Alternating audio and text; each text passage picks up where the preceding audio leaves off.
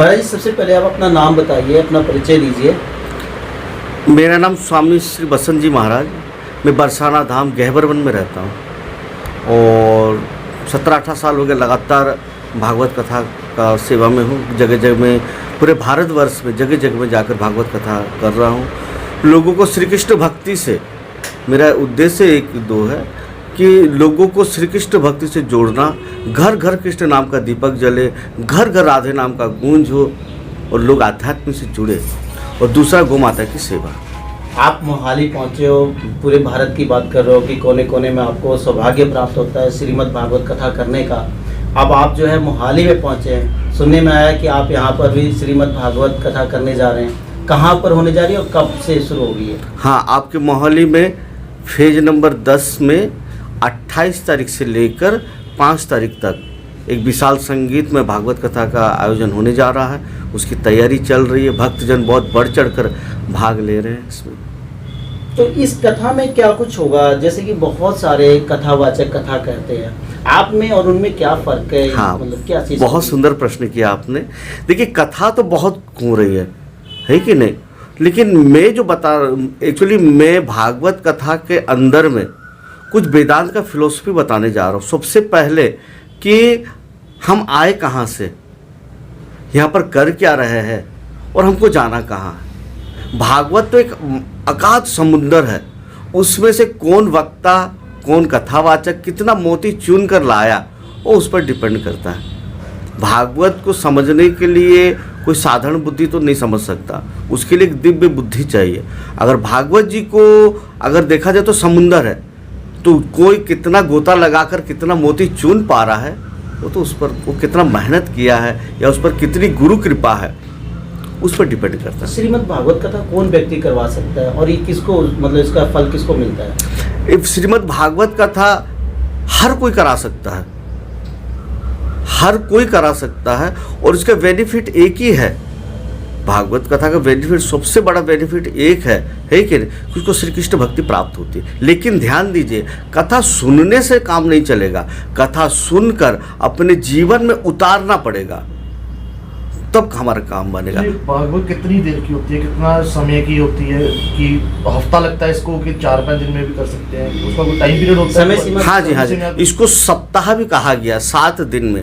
इसको संक्षिप्त में पूरा भागवत बताना चाहूँगा मैं कि भागवत जी जो है, पांडव वंश के अंतिम चिराग परीक्षित जी महाराज को श्राप लगा है संत अपराध के कारण। संत पुत्र ने अभिशाप दिया है कि इसको 7 दिन में इन्हें तक्षक नाम का सर्प डसेगा और इनकी मृत्यु हो जाएगी। तो बस उसी उपलक्ष्य में सुखदेव जी उनको 7 दिन का कथा सुनाए। तो सप्ताह ही इसको बोला गया, तो 7 दिन की इसकी अवधि है। हम इसको 8 दिन भी नहीं कर सकते, 6 दिन भी नहीं कर सकते। इसका सप्ताह ही आयु है 7 दिन की भागवत जी का। आचार्य जी, जैसे कोई जजमान है जो पहले दिन की कथा सुनता है, फिर चौथे दिन की सुनता है, फिर लास्ट की सुनता है, तो क्या उसको फल बराबर ही मिलता है? उसका एक दिन की पूरी ही सुननी पड़ती है, फिर ही उसको प्रॉपर फल मिलता है? नहीं, फल तो आपको तब मिलेगा जब आप जीवन में उतारे। सुनने से कुछ नहीं मिलता, जैसे मैंने पहले भी बताया आपको, सुनने से कुछ नहीं होगा। आप 7 दिन सुन रहे हैं लेकिन आपका मन कहीं और में है, तो कोई फल नहीं मिलेगा। कोई आकर 1 घंटा सुना और 1 घंटा में जो भी सुना उसको अपने जीवन में उतार लिया, तो उसका बिगड़ी बन जाएगा। अब तो डिपेंड होता है कि हम उसको कितना अंदर ग्रहण कर पा रहे। स्कूल है, कॉलेज है, तो टीचर हमें पढ़ा रहे, हम जीवन भर वहाँ पढ़ रहे, फिर फेल हो जा रहे। और कोई आता है हफ्ता भर के अंदर में इतनी अध्ययन रात भर कर ले, दिन भर कर लेता कि वो पास हो जाता है। तो स्टूडेंट के ऊपर होता है कि कितना हम उसको ग्रहण कर। आपने जो अपना कार्ड, निमंत्रण कार्ड जो छपवा रखा है, जो आप लोगों को दे दो निमंत्रण के लिए, उसमें आपने लिखा है कि यदि कोई यजमान उसको संपर्क करना चाहता है यजमान के तौर पर, तो वो यजमान कौन होते हैं और उसका क्या मतलब कि कब बन सकता है यजमान इस कथा के अंदर? हाँ, देखिए, जैसे कि भागवत का पूजन वगैरह भी होती है, कुछ कर्मकांड इसमें जुड़े रहते हैं, है कि नहीं। तो इसमें कुछ लोगों को अगर चाहते कि भागवत का हम पूजन करना चाहे, तो बहुत सारे लोगों का भाव होता है कि महाराज जी आजकल कि हम भागवत में पूजन करें, उसका बहुत बड़ा फल है भाई। वो तो भाव राज्य है, जैसा भाव बनाओगे। भागवत जी को कल्प वृक्ष बताया गया, इसके नीचे में बैठकर अब जो याचना करो वो प्राप्त होती है। हाँ अच्छा जी, जैसे आप काफ़ी दूर से आए हैं, मोहाली में आए हैं। हाँ जी। कुछ लोगों की मन की होती है कि मैंने भागवत रानी, पर समर्था नहीं होती उनकी, वो खर्चा नहीं उठा सकते, तो उनके लिए आप कोई बहुत सुंदर आपने प्रश्न किया। हाँ, मैं समझ गया आपने प्रश्न किया। देखिए, आजकल जो अभी चल रहा है है ना, कि किसी भी कथावाचक को आप बुलाते हैं, वो बोलता मैं 5 लाख लूँगा, 10 लाख लूँगा। आपके पंजाब में ही 25-25 लाख रुपए लेते हैं कथावाचक कथा सुनाने का। तो मेरा एक प्रश्न है आप सबसे कि भागवत को 25 लाख रुपए में बेच दिए कन्हैया को। हमारे कन्हैया का कोई मूल्य नहीं है, हमारे कन्हैया अनमोल है, वो तो भाव से बिक सकते हैं। तो मैं जो कथा करता हूँ, कथा सुनाने का 1 रुपया मैं नहीं लेता हूँ। हाँ, सुनने में आया कि आप फ्री ऑफ कॉस्ट कर रहे हो। हाँ, वहाँ पर कोई कीमत नहीं, कोई कीमत नहीं, फ्री ऑफ कॉस्ट है। एक का सिक्का मैं आप लोगों से नहीं कहूँगा कि भाई कथा सुनने के लिए आपको इतना देना पड़ेगा, मैं उसका कथा सुनाऊंगा तो आपको इतना सेवा, ऐसा कुछ नहीं है। हाँ, लेकिन हाँ थोड़ा व्यवस्था, जैसे कि भाई साउंड लग जाए, टेंट लग जाए, वे लोग बैठे, संगीत वाले आते, उनका व्यवस्था संभालना पड़ता है। लेकिन कथा तो निःशुल्क है, कथा का कोई मोल नहीं होता। तो आप मोहाली पहुंचे हैं, तो मोहाली की संगत को आप क्या अपील करना चाहोगे, श्रद्धालुओं के लिए कैसा संदेश देना चाहोगे इस कथा में, कितना वो बढ़ चढ़ कर भाग ले? हाँ, मैं आप सब भक्तों से, मोहाली के भक्तों से यही निवेदन करना चाहूँगा कि आइए, आप लोगों ने कथा तो खूब सुने होंगे, लेकिन ये जो कथा है, और मैं वादा करता हूँ ये जो 7 दिन की कथा है, पूरा जीवन बदल सकता अगर आप ध्यान से इसको सुनकर और अपने जीवन में उतार लें। ये कथा बहुत मर्म की कथा इस बार की आई है। आप लोगों का कथा तो 50 कथा रोज़ टीवी में चल रही है, आप लोग टीवी में बैठ कर देख भी रहे, लेकिन ये जो कथा है कुछ अलग प्रकार की कथा है। तो आप सबसे मेरा निवेदन है, प्रार्थना है कि आप लोगों ने 7 दिन जरूर समय निकाले अगर अपना जीवन को कल्याण करना चाहते हो तो। एक आखिरी प्रश्न है आचार्य जी, जैसे कहते हैं कि गीता में हर चीज का जवाब है, तो क्या भागवत में जब हम सुनते हैं तो जो हमारे आम जो हमारा जनचर्या होता है या हम किसी चीज से परेशान है तो उस चीज का जवाब भागवत में मिलता है? हर चीज का जवाब है। गीता जहाँ पर समाप्त होती है वहाँ से भागवत प्रारंभ होती है। तो मुझे हर परेशानी का हल उसमें मिलेगा, हर परेशानी का। ऐसा हमको भागवत जी है क्या, हमको जिंदगी जीने का शैली सिखाते हैं। एक आखिरी सवाल है कि आपसे कि क्या इसका पितरों से भी कोई इसका संबंध? हाँ, हमारे संसार में लाखों ग्रंथ बने हुए हैं और नए नए ग्रंथ रोज रचना भी किए जा रहे हैं। इस जितने भी ग्रंथ है कुल टोटल, उनमें से सर्वश्रेष्ठ ग्रंथ शास्त्र के अनुसार श्रीमद् भागवत महापुराण को बताया गया। हाँ, और ये केवल भागवत ही ऐसा ग्रंथ है जो हमारे पितृ उद्धार के लिए समर्थ है। बाकी और कोई भी वेद को भी अगर कर ले तो पितृ उद्धार नहीं कर सकता। तो क्या ऐसा भी कुछ होता है, कईयों को अपने श्राद्ध जब करते हैं तो पितरों का पता नहीं होता कि किस दिन करना है, तो भागवत सुनने से क्या उसका इफेक्ट पड़ता है कि कुछ शांति मिलती है पितरों को? हाँ, और इसको ना संकल्प किया जाता है। अगर संकल्प करके, हाँ भाई हम अपने पितरों के लिए संकल्प करके हम कथा करा रहे हैं तो उनको उद्धार होता है। ये तो भागवत में वर्णन भी आए धुंधकारी की कथा से। आप लोग धन्यवाद महाराज। जय जय श्री राधे। मैं मोहाली में काफ़ी सालों से 10-15 सालों से एक ही जगह पर अपना ज्योतिष का कार्य कर रहा हूँ। और जैसे कि मेरे पास महाराज जी आए और कहते हैं ना, घर बैठे गंगा मिल जाए, घर बैठे भगवान मिल जाए, ऐसे ही हमारी एक संधि हुई है इनके साथ। और इनके भाव, इनके स्वभाव, इनके विचार हमारे हृदय को छू गए। तो मेरा मन इतना प्रसन्न है कि मैं महाराज जी को कहीं जाने ही ना दूँ। पंजाब के कोने कोने में महाराज जी की कथा करवाऊँ, महाराज जी का जितना हो सके सहयोग करूँ, महाराज जी के जितना हो सके सानिध्य में रहकर कथा सीखें, ज्ञान लें इनसे। क्योंकि आज जिस प्रकार से भारत देश के अंदर हिंदू संगठित हो रहे हैं, सनातन धर्म का प्रचार हो रहा है, जैसे जैसे प्रचार हो रहा है वैसे वैसे दुश्मन भी खड़े हो रहे हैं। काफ़ी जगह लव जिहाद के रूप में लड़कियों को मारा जा रहा है, पता नहीं क्या क्या हो रहा है। मतलब एक जेलसी जिसे कहते हैं ना, कि वो हिंदुओं के साथ निकालने के बड़े बड़े षड्यंत्र हो रहे हैं। उसके अंदर ये जो भागवत कथा है, एक महामंत्र, एक महाग्रंथ है। अगर ये हमारे भारत के कोने कोने में ये कथाएं होती रही तो समस्त भारत की सृष्टि से, भारत की धरती से पितृदोष हटेगा। इस प्रकार की कृत्य करने वाले इंसान उन बहन बेटियों की इज्जत आबरू के साथ खिलवाड़ नहीं करेंगे। तो आज मुझे इसी बात का दर्द है कि मैं भागवत कथा को इतना आगे लेके चलूं, महाराज जी के सानिध्य से इतना आगे बढ़ करके चलूं कि घर घर में भागवत की चर्चाएं हो, घर घर में भागवत लोग पढ़ना शुरू करें। और भागवत स्वयं एक कवच है, एक रक्षा है। और अपने आप सद्बुद्धि देगी, क्योंकि बुद्धि खराब होने के बाद ही कोई मनुष्य नुकसान में जाता है। तो हमारी बहन बेटियां, जैसे हमने आज उनको खुला छोड़ दिया, आज़ादी दे दी है कि भाई आप नौकरी करो, आप आराम से अपने एंजॉय करो, लाइफ में कहीं पर भी जाओ, घूमो फिरो। तो उनके साथ साथ में अगर हम भागवत जैसे महापुराण का साथ हम अपनी बहन बेटियों को, परिवार वालों को, बच्चों को, सबको अगर दे देते हैं और वो इनके रहस्य के बारे में जान जाते हैं, तो वो अकाल मृत्यु के शिकार नहीं होंगे, किसी प्रकार की बदनामी नहीं होगी। हमारा यही ध्येय है कि अब जो सनातन धर्म का जो उच्च रूप से जो एकदम कोने कोने में, विश्व के कोने कोने में सनातन धर्म का जो प्रचार हो रहा है, तो राक्षस तो जरूर आएंगे, और राक्षस आएंगे, दुर्बुद्धि लोग आएंगे, उनका सर्वनाश करने वाली श्रीमद् भागवत कथा है प्रेत योनि में। बिल्कुल, जिस तरह आपने कहा कि आपके जो कथावाचक हैं, आचार्य जी हैं, उन्होंने फ्री ऑफ कॉस्ट, कोई कीमत नहीं बात की, कोई पैसे की बात नहीं की, फेज 10 की मंदिर कमेटी से आपने बात की जाकर, और आपको उन्होंने भी कोई पैसे की डिमांड नहीं की। कैसा लगता है सुना? देखिए, इस तरह दुर्गा मंदिर 10 फेज में हम जो गए तो हमें लगा ही नहीं कि हम कोई बेगानी जगह पे आए। उन्होंने हमें सहर्ष गले लगाया है और उन्होंने ये कहा है कि बस आप कथा कीजिए, बाकी किसी प्रकार की चिंता ना कीजिए। तो महाराज जी जो है वो भी बड़े खुश हुए और साथ में मैं भी खुश हुआ।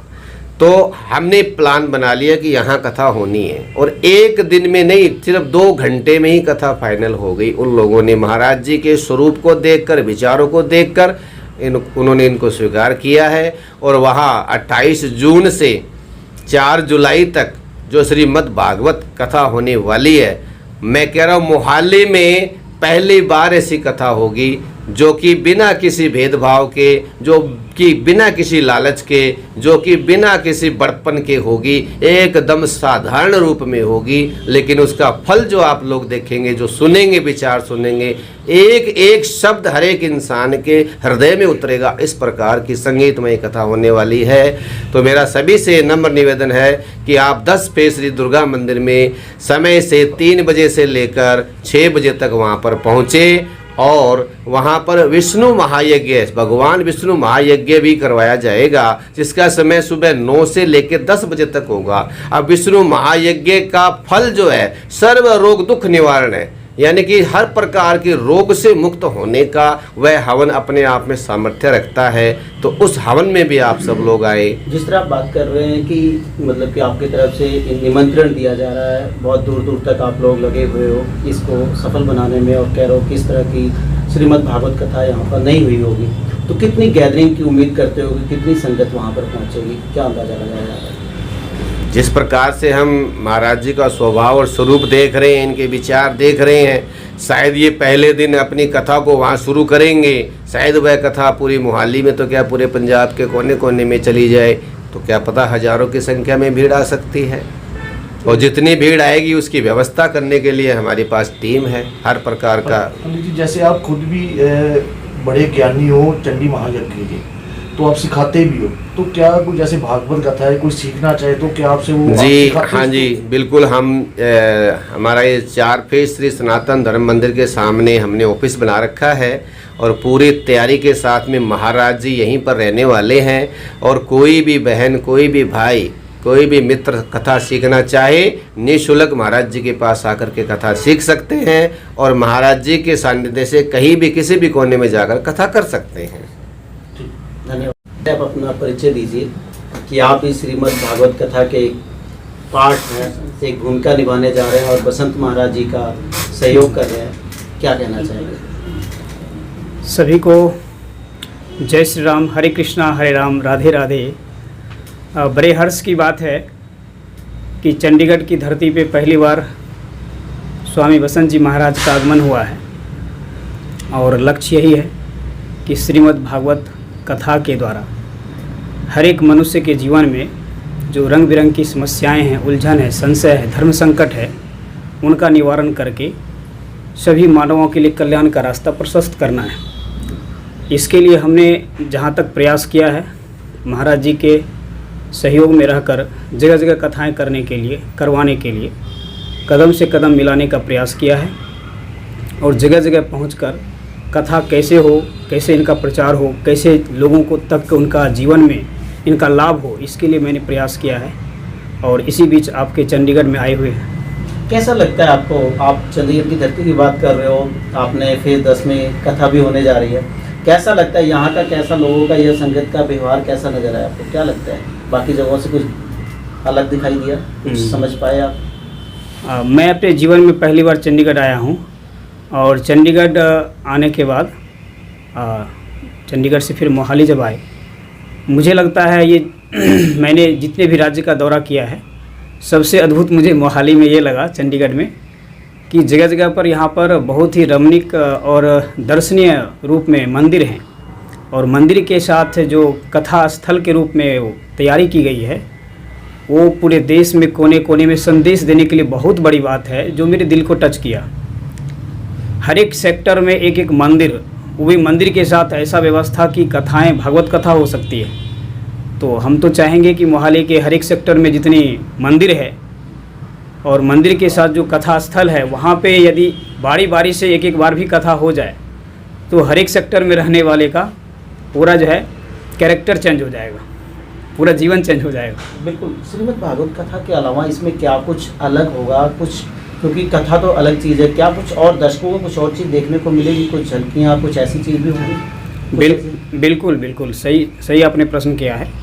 भागवत कथा के साथ कुछ झांकियों को भी प्रदर्शित की जाती है, क्योंकि झांकियों के माध्यम से लोगों को रुचि जगती है, उत्साह बढ़ती है। उनको लगता है जैसे कि राम, कृष्ण, बजरंगबली, शिव, राधे जी स्वयं मेरे बीच आके मेरे साथ घूम रहे हैं, मेरे सामने वो दर्शन दे रहे हैं, बात कर रहे हैं, तो एक गजब का गुड फीलिंग होता है, ये मैंने देखा है। तो झांकी तो होगी और झांकी का बहुत बड़ा प्रभाव भी पड़ता है और आध्यात्मिकता की ओर प्रशस्त होने में अच्छा भूमिका निभाती है। आप सनातन के प्रचार प्रसार की बात कर रहे हो, अक्सर ये देखा जाता है जो सनातनी लोग हैं वो ज़्यादा करके मंदिर या जहाँ पर भी कथाएं होती हैं मंदिर में, वो ज़्यादा उम्र के लोग वहाँ पहुँचते हैं। नौजवान पीढ़ी या बच्चे बहुत कम इस तरफ, मतलब उनका ध्यान जाता है या परिवार नहीं लेके जाता, कोई कारणवश होगा। क्या देखते हो आप, इस तरह से कितना प्रचार होगा इसका? कहीं रुकावट तो नहीं आएगी भविष्य में चल के? सनातन की बात कर रहे हैं हम। नहीं, ये तो बड़े सौभाग्य की बात है कि हम सभी भारत भूमि पर जन्म लिए हैं और संसार में एकमात्र ऐसा भारतवर्ष ही है जिस देश को हम भारत माता बोलते हैं और इनका जितना गुणगान किया जाए उतना कम है। जितने भी ऋषि महर्षि हैं और भगवान के अवतार हैं सब भारत भूमि पे ही हुआ है। तो ये बड़े दुख की बात कहना पड़ता है कि अभी के हमारे जो सनातन धर्म के परिवार के जो बच्चे हैं, हाँ जो बच्चे हैं, उनको कहीं ना कहीं मोबाइल से ज़्यादा कनेक्ट कर दिया है। जिस तरह से बच्चों को मोबाइल से कनेक्ट कर दिया गया है, ये उनके भविष्य के लिए और हमारे सनातन धर्म भारतवर्ष के लिए बड़े ही दुर्भाग्य और दुखद बात है। और ये मैं बड़े दिल से बोल रहा हूँ, बड़ी गहराई से बोल रहा हूँ और एक मतलब बहुत अफसोस होता है यदि इसी तरह से, जिस तरह से जन्म लेते ही होश संवारते ही बच्चे को 10-12 हज़ार 20 हज़ार की मोबाइल हाथ में रख दी जाती है, ऐसे ही छोटी छोटी कोई गीता या हनुमान चालीसा या ऐसा कुछ राष्ट्र की बात या धर्म की बात वाला पुस्तक थमा दिया जाए तो पता नहीं कितने सुभाष चंद्र बोस, वीर सावरकर और सरदार पटेल, भगत सिंह, चंद्रशेखर आजाद और भगत सिंह तैयार होंगे, इसका कहना मुश्किल है। तो आपको क्या लगता है कि क्या ऐसे कार्यक्रम में, ऐसे धार्मिक कार्यक्रम में ज़्यादा से ज़्यादा बच्चों की भागीदारी होनी चाहिए, परिवार को लेके आना चाहिए, परिवार के जो सदस्य होते हैं, तब जाके बढ़िया काम होगा? अगर सनातन को या बच्चों को संस्कार देना है। सही कहा आपने, बिल्कुल सही कहा आपने। सही बात यह है कि हम लोग जो है कोई मेला होती है, कोई भंडारे होती है या कोई पार्टी होती है तो घर के सारे लोग को एक साथ ले जाते हैं जैसे वहाँ जाने से कल्याण हो जाएगा। ये इतना शर्मनाक दुखद बात है कि कहीं हम आलतू फालतू कार्यक्रम में पूरा टीम बना के जाते हैं, सज धज के जाते हैं, उतना ही सज धज के भागवत कथा में आ जाए तो पूरे परिवार का कल्याण होना तय है, 100% गारंटी के साथ हम कह सकते हैं। लेकिन बुद्धि उल्टी काम कर रही है कि भागवत कथा में इक्के दुक्के जाएंगे, 1-2 घंटे जाएंगे और पार्टी में भंडारे में पूरा टीम के साथ जाएंगे। जैसे मोहाली में मंदिर के करीब रिहायशी इलाका भी है, कोई अगर भागवत सुनने के लिए वहाँ पे नहीं पहुँच पा रहा है, जैसे आचार्य जी ने बताया कि साउंड लगेगी, उसको सुनने का घर पे बैठ के भी वही फलस्वरूप मिलता है कि जो हम वहाँ पे मौजूद रह के मिलेगा। अच्छा, मतलब घर में की जो आवाज जाएगी, कोई बुजुर्ग है नहीं मंदिर पहुँच रहे तो क्या आवाज से उसको फायदा होगा? वो सुन रहा है, कोई बुजुर्ग सुन रहा है या कोई नहीं आ पा रहा है। बिल्कुल सही प्रश्न किया आपने। देखिए, हम जो है मंदिर में बैठ के जहर पी लें या हिमालय पर्वत पे जाके जहर पी लें, मृत्यु निश्चित है। यानी भागवत कथा आप कहीं भी बैठ के सुन लें, घर में बैठ के, वहाँ जाके।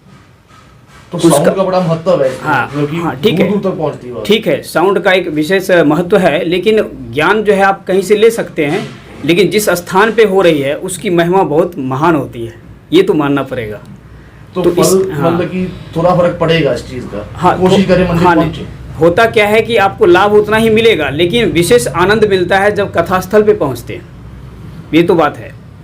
आप क्या अपील करना चाहोगे यहाँ की संगत से, जो ये कथा होने जा रही है उसमें क्या मतलब आपका क्या संदेश होगा संगत के लिए? नहीं, बिल्कुल क्लियर संदेश है, भारी संख्या में, और अपने घर के हर एक सदस्य को लेकर आइए, और जहाँ भी कथा हो, भागवत कथा, उसमें घर के हर एक सदस्य को ज़रूर लेकर आना चाहिए, ताकि जो मनुष्य जीवन दुर्लभ है, जो देवता भी तरसते हैं कब मनुष्य शरीर हमको मिले, और उनको मिलता नहीं है, और मनुष्य शरीर मिला है तो हम लोग रंग बिरंग के अलग अलग कार्य में व्यस्त होकर एक महान क्षण गंवा देते हैं। ये दुखद बात है। भारी संख्या में आइए और हजारों लाखों की संख्या में आके पूरे देश के नाम संदेश दीजिए कि भागवत कथा का आनंद और ज्ञान ऐसे जीवन में उतारा जाता एक है। आखिरी सवाल आपसे है कि फेज 10 की जो श्री दुर्गा माता मंदिर कमेटी है, उन्होंने आपको ये सौभाग्य दिया है, वो जगह आपको दी है, आप कथा कर रहे हैं, उनके बारे में क्या कहना चाहेंगे? नहीं, बहुत अच्छा लगा। हमने जो है सेक्टर अलग अलग सेक्टर में अलग फेज में जाके मैंने प्रयास किया कि कैसे भागवत कथा होगी महाराज जी का। तो सबसे पहले दुर्गा मंदिर जो है फेज 10 के जो कमेटी वाले थे, उन्होंने हार्दिक अभिनंदन किया, स्वागत किया स्वामी बसंत जी महाराज का, भागवत कथा का और हम सभी का। उनको बहुत ही हार्दिक बधाई देते हैं, शुभकामना करते हैं कि ऐसे ही सोच, ऐसे ही विचार हर एक सेक्टर के, हर एक मंदिर के जो प्रधान है या पंडित जी है या जो धर्म के योद्धा हैं, उनको ऐसा होना चाहिए, स्वागत करना चाहिए। बहुत बहुत धन्यवाद। भारत माता की जय। जय श्री राम।